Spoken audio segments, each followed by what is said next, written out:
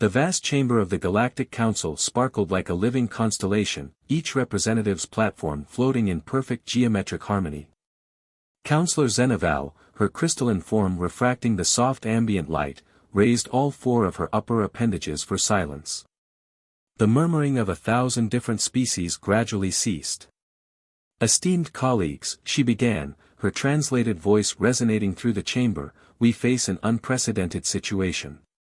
Our deep space monitoring network has detected a species advancing at a rate that defies all known development patterns." The holographic display at the chamber's center flickered to life, showing a small blue-green planet orbiting an unremarkable yellow star. Several delegates leaned forward, their various sensory organs focusing on the image. "These beings call themselves humans," Zenaval continued. 2 centuries ago, they were conducting primitive atmospheric flight experiments. Today, they have colonies on 17 worlds and have independently developed quantum-fold technology. A ripple of disbelief passed through the assembly. The Drachnid delegate, Supreme Commander Vexthor, his scaled armor gleaming under the chamber's lights, let out a dismissive hiss. "Impossible. Quantum-fold technology took the combined efforts of 3 elder races over a millennium to perfect." Zenaval's crystalline structure pulsed with pale blue light, her species equivalent of a grim smile. "Nevertheless, Commander, our data is conclusive. But it is not merely their technological progress that concerns us." The hologram shifted to show various scenes from human history, warfare, peace treaties, scientific breakthroughs, artistic achievements, space exploration. Humans possess an unusual combination of traits. They are simultaneously aggressive and compassionate, competitive and cooperative, destructive and creative.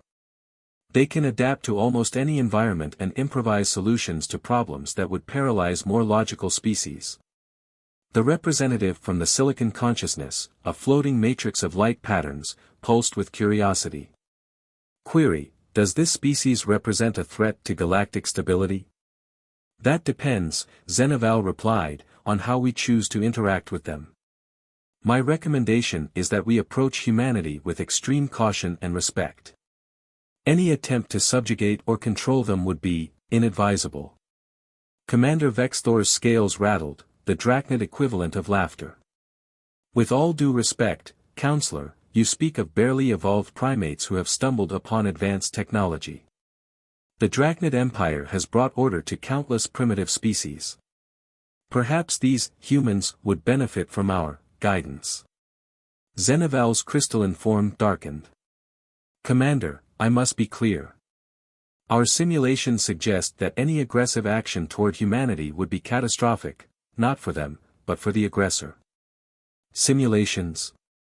Vexthor rose from his platform, his massive form casting shadows across the chamber. "The Drachnid Empire does not base military decisions on theoretical calculations. We deal in practical realities. Our fleet is the most powerful in known space. Our technology is centuries beyond these humans. Commander," Zenaval's voice carried a sharp edge, "I implore you to heed this warning. Humans do not think like other species. When threatened, they don't behave according to any rational model. They become more innovative, more determined, more dangerous." The hologram showed scenes of human conflicts, outnumbered forces prevailing against impossible odds, devastating counterattacks, and extraordinary sacrifices for victory. "They have a concept they call backs against the wall," Zenaval explained. "When faced with extinction, they fight with a ferocity that defies conventional military doctrine. They would rather die fighting than submit, and they never, ever forget their enemies." But Vexthor had already turned away, his armored tail lashing in irritation. "The Council's concern is noted, Counselor. But the Drachnid Empire will make its own assessment of these humans. If they are as remarkable as you claim, they will earn our respect. If not—" his mandibles clicked in amusement, "they will learn their place in the galaxy." As the Drachnid commander strode from the chamber, Zenaval's crystalline form dimmed with concern. She addressed the remaining council members, "Let the record show that the Drachnid Empire has been warned. May whatever gods they worship have mercy on them, for humanity will not. In the depths of space, aboard the Drachnid dreadnought, Imperial Might, Commander Vexthor reviewed the tactical displays. The human colony world designated Horizon's Edge rotated slowly in the holographic projection. Intelligence suggested it was one of their newer settlements, with minimal defenses and a population of just over 1 million. A perfect test subject, he mused, his clawed hand moving through the hologram. Prepare the fleet. It's time to welcome humanity to the greater galaxy, and teach them their first lesson in humility. As the massive Drachnid war fleet began to move, Vexthor remained unaware that he was about to provide humanity with something far more dangerous than any weapon, a reason to unite against a common enemy. The galaxy was about to learn why the Council's warning should have been heeded, and the price of that lesson would be paid in blood and fire. The warning had been given. The warning had been ignored. And now, the consequences would unfold. The early morning mist rolled across the agricultural domes of Horizon's Edge as Director Reina Patel completed her inspection rounds. 6 years of terraforming had transformed this once barren world into humanity's most promising colony, its vast hydroponic farms feeding 3 neighboring settlements. She paused at the observation deck, admiring the twin moons hanging in the lavender sky. "Director," a voice crackled through her comm unit. "We're detecting multiple anomalies at the system's edge. Energy signatures unlike anything in our database." Reina's peaceful moment shattered. "Show me."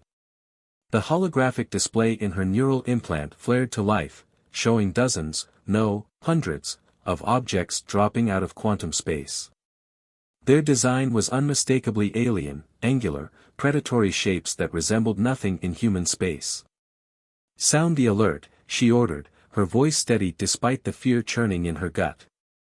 "Initiate Protocol Omega. And get me fleet command." Within minutes, Horizon's Edge transformed from a peaceful colony into a fortress preparing for war.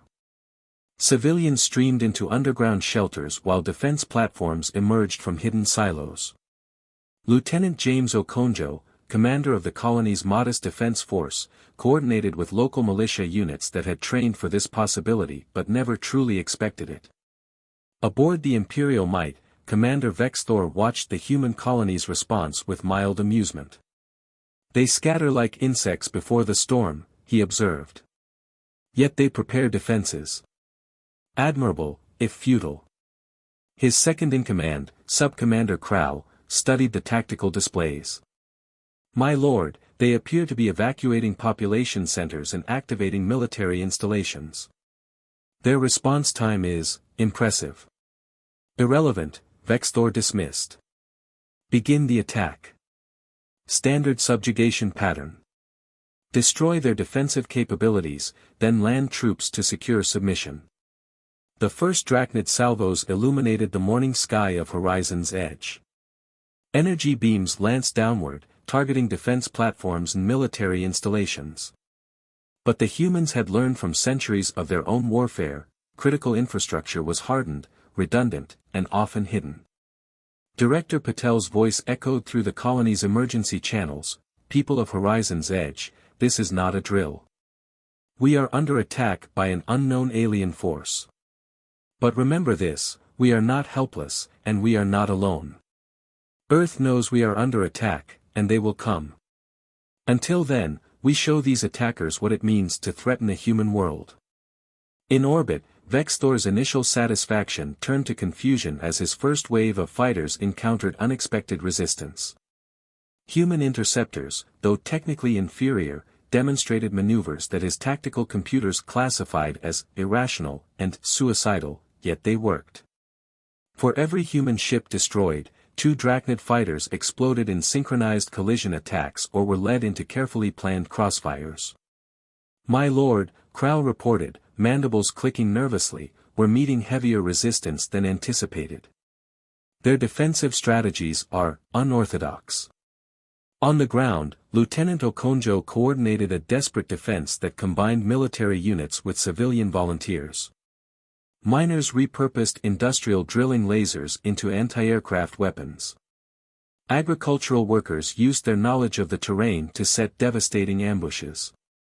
Even the colony's children contributed, their small drones becoming eyes and ears in the urban combat zones. The Drachnid ground forces, expecting an easy victory, found themselves in a nightmare. Every building was a fortress, every civilian a potential combatant. Their superior technology meant little in close-quarters combat against humans fighting with desperate innovation and intimate knowledge of their environment. In her emergency command center deep beneath the surface, Director Patel received reports from across the colony. The casualties were mounting, but so were Drachnid losses. More importantly, they were buying time. Status of the quantum beacon, she demanded. Operational, Director. Earth received our distress call. Fleet assets are mobilizing. Patel allowed herself a grim smile. Good. Now, implement Operation Firebreak. Across the colony, prepositioned demolition charges detonated, collapsing key buildings and thoroughfares. The Drachnid advance, already slowed by resistance, ground to a halt as they found their carefully planned assault corridors transformed into killing zones.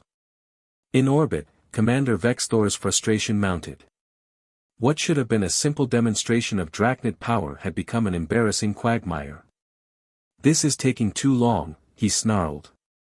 Prepare the planetary bombardment batteries. We'll burn their resistance to ash. But as his ships moved into bombardment position, human quantum signatures began appearing at the system's edge. Not the handful of vessels he had expected, but hundreds.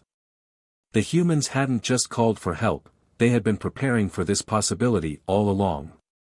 Impossible, Vexthor breathed, watching as the human fleet grew larger by the moment. They couldn't have responded this quickly unless.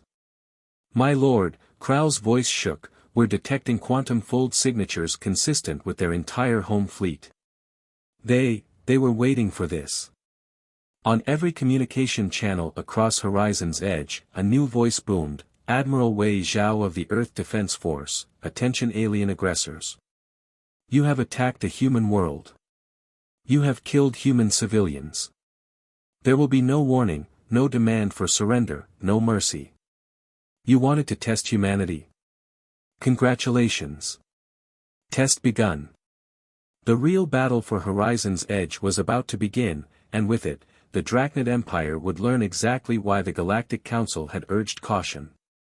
Humanity wasn't just fighting back, they were about to demonstrate why they had been feared in the first place. Admiral Wei Zhao stood on the bridge of the EDF Indomitable, watching the tactical hologram with practiced calm.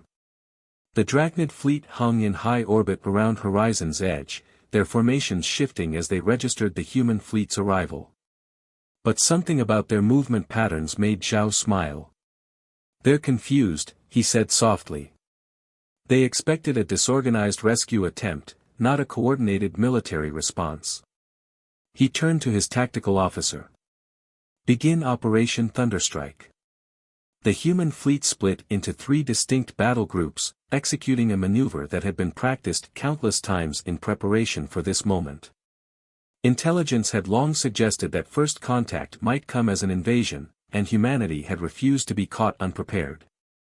Deep within the Quantum Command Center on Luna, Dr. Rashmi Kapoor monitored the prototype quantum entanglement network that connected every ship in the human fleet. The technology was experimental, but it gave them an advantage the Drachnids couldn't counter, instantaneous communication that couldn't be jammed or intercepted. All battle groups synchronized, she reported. Quantum link stable. They won't know what hit them. On the surface of Horizon's Edge, Director Patel's resistance fighters received new orders through quantum-encrypted channels. The surviving defenders regrouped, pulling back from certain areas while fortifying others in what seemed like random patterns to the Drachnid ground forces. Commander Vexthor watched the human fleet's approach with growing unease. Their formations made no tactical sense according to any known doctrine of space warfare. Ships moved in ways that exposed their flanks, created apparent gaps in their defenses, and violated every principle of fleet tactics. They're either incompetent or... He paused, his battle-trained instincts screaming warning. It's a trap.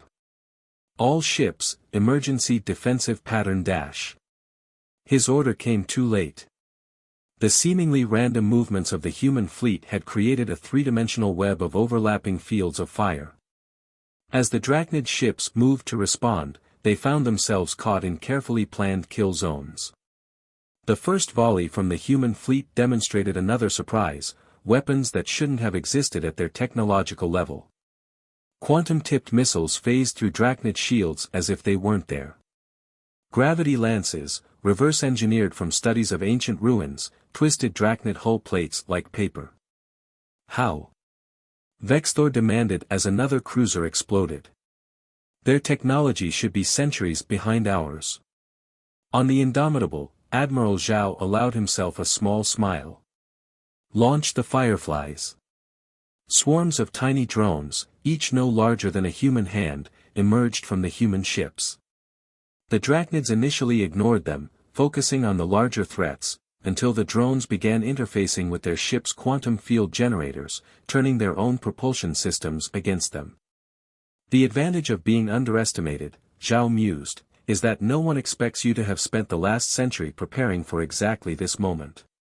The battle in space quickly turned into a rout.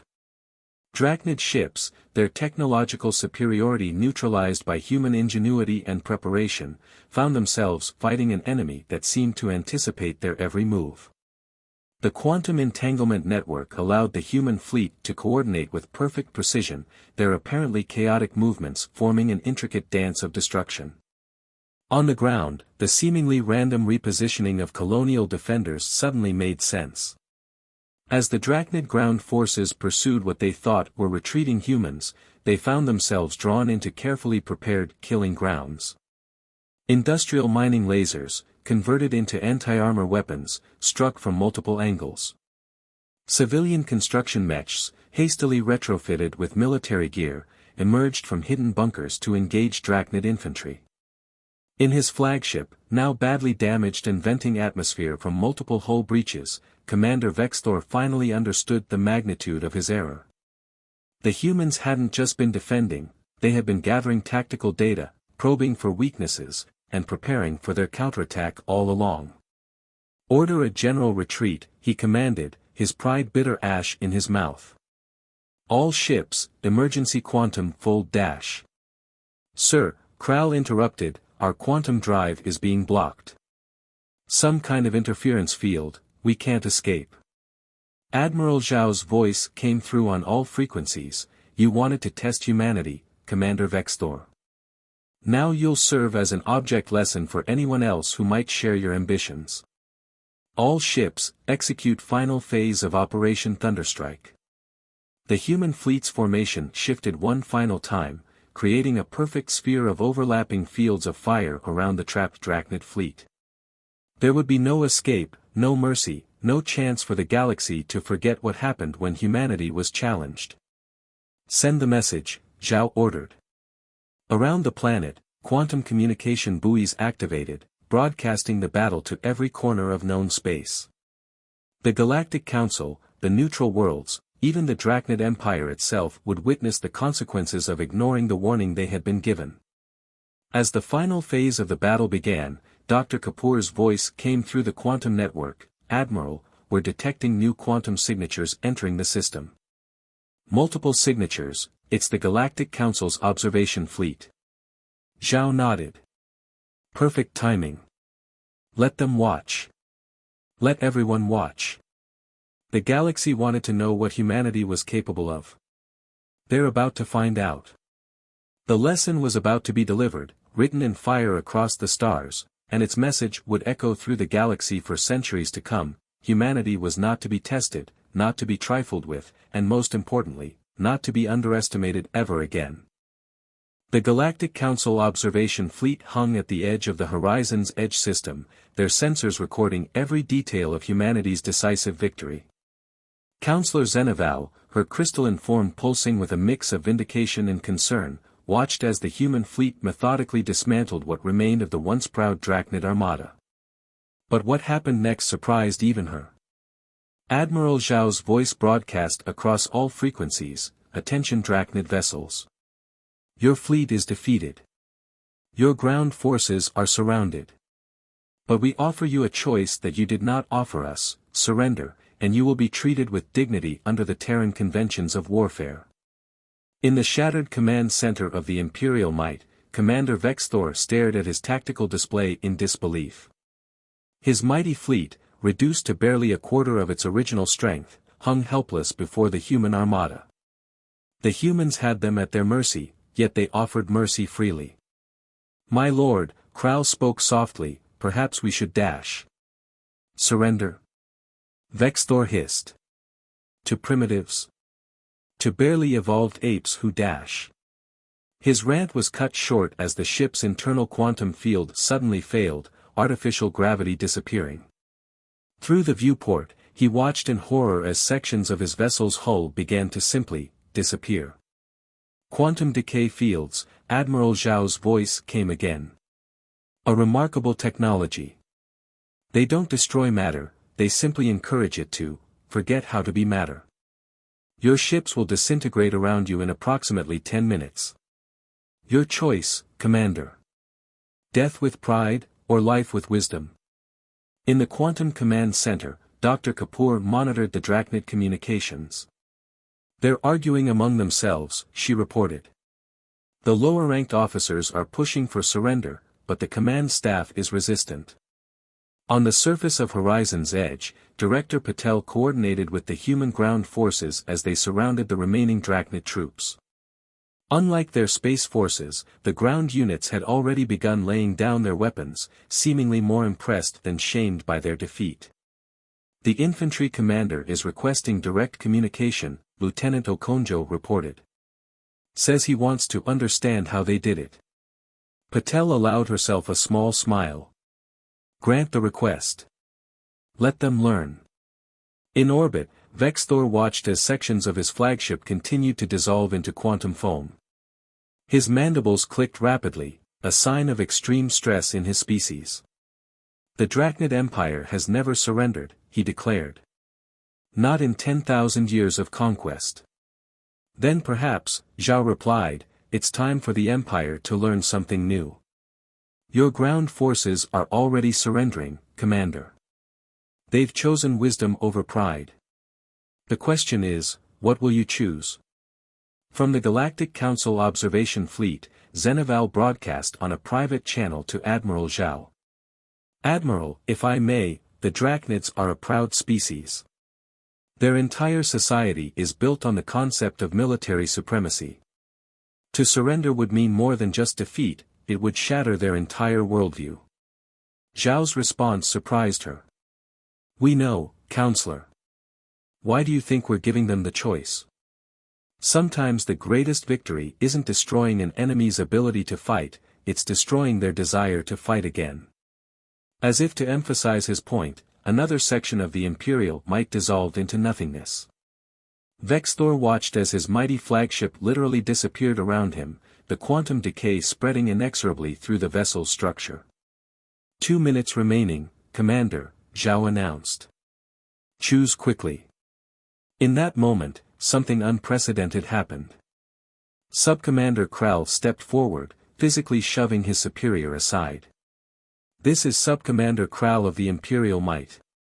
By the authority granted to me under Imperial Military Code Section 47, I hereby relieve Commander Vexthor of command due to mental instability, and order all remaining Drachnid forces to surrender." The silence that followed was deafening.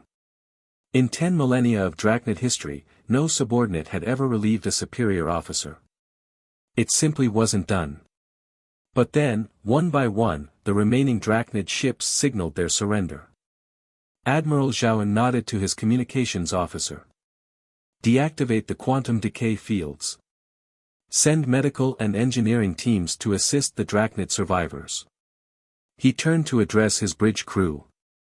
"Remember this moment.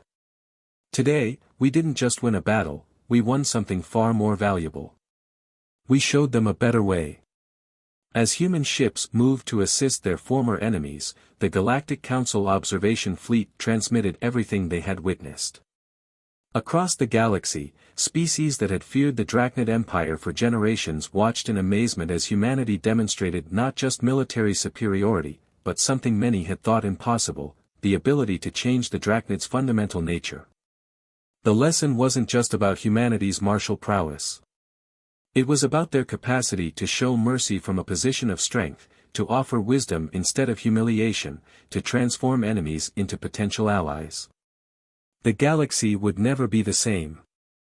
The Galactic Council chamber had never been so crowded. Representatives from every known spacefaring species packed the floating platforms, their attention focused on the central podium where three figures stood: Admiral Zhao, Director Patel, and former Subcommander Krau, now acting commander of what remained of the Drachnid fleet. Counselor Zeneval's crystalline form glowed with formal authority as she opened the session. We are gathered today to address the consequences of recent events and their implications for galactic stability. The humans have proven themselves to be, more than any of us anticipated. The holographic displays activated, showing scenes from the Battle of Horizon's Edge. But rather than focusing on the combat, they showed something else: human medical teams treating wounded Drachnids, engineers helping repair damaged ships, and most surprisingly, human scientists freely sharing some of their technological innovations with their former enemies.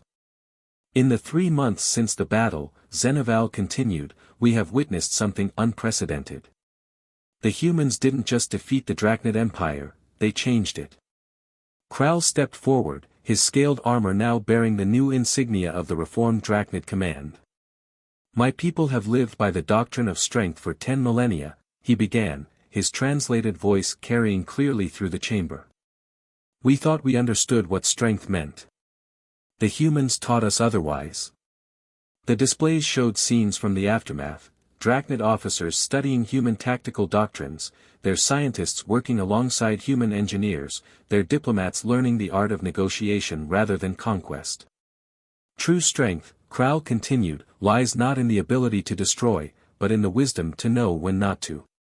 The humans could have annihilated our fleet, bombarded our worlds, ended our civilization. Instead, they offered us a choice, and in doing so, they proved themselves stronger than we ever were. Admiral Zhao stepped forward next. Humanity didn't come to the stars seeking conflict, he stated firmly. We came seeking knowledge, friendship, and mutual understanding. The Battle of Horizon's Edge was necessary, but it was never our preferred outcome. Director Patel joined him. Our colony has been rebuilt, she reported. But not just by human hands. Former Drachnid soldiers now work alongside our construction crews. Their children play with ours in the agricultural domes. What began as an invasion has become something else entirely, a bridge between civilizations. The chamber erupted in discussion, thousands of species trying to process this unprecedented turn of events. The Drachnids had been the galaxy's boogeyman for generations, the unstoppable conquerors, the eternal threat. Their transformation was almost as shocking as humanity's victory. Zeneval raised her appendages for silence. The Council has reached a decision. Humanity has proven itself not just capable of defending its interests, but of advancing galactic civilization itself. We hereby extend an invitation for Earth to take a permanent seat on the Council, with all rights and responsibilities thereof. But Admiral Zhao's response surprised them all. With respect, Counselor, we have a counterproposal. Rather than simply joining the Council, we propose a complete reorganization. No more elder races and younger species. No more hierarchies of power. We suggest a new framework where all spacefaring civilizations have an equal voice. The chamber exploded in chaos. Equal representation. It was unheard of, revolutionary, completely against thousands of years of tradition. Yet as the debate raged, more and more delegates began to see the wisdom in it. The humans had proven themselves advanced enough to humble the galaxy's greatest military power, yet enlightened enough to show mercy. Their proposal couldn't be dismissed. From her private chamber in the Drachnid Empire's capital, Emperor Valshera watched the proceedings with growing interest. The defeat at Horizon's Edge had initially seemed like the Empire's greatest shame. But as she observed the changes sweeping through her civilization, the new ideas, the cultural exchange, the rising prosperity that came with trade rather than conquest, she recognized it for what it was, salvation. The Emperor made her decision. Rising from her throne, she opened a channel to the council chamber. The Drachnid Empire, she announced, sending shockwaves through the assembly, supports the human proposal. We have learned the price of pride and the value of change. Perhaps it is time for the galaxy to do the same. One by one, other civilizations began to signal their support. The humans had done more than win a battle or save a colony, they had sparked a revolution in galactic society itself. As the session concluded, Counselor Zenaval approached Admiral Zhao privately. You knew this would happen, she stated. From the moment you offered mercy to your defeated enemies, you were playing a longer game. Zhao smiled. Humanity learned long ago that the true measure of victory isn't in defeating an enemy, but in transforming them into a friend. We didn't come to the stars to conquer or rule, we came to learn, to grow, and to help others do the same. The Galactic Council had warned others about humanity's potential for destruction. But in the end, it was humanity's potential for transformation that truly changed the galaxy forever. And as the new era dawned, the stars themselves seemed to shine brighter, illuminating a future where cooperation replaced conquest, where wisdom tempered strength, and where humanity's greatest victory proved to be not in the weapons they wielded, but in the choices they made. The warning had been about humanity's capacity for war. The lesson turned out to be about their capacity for peace.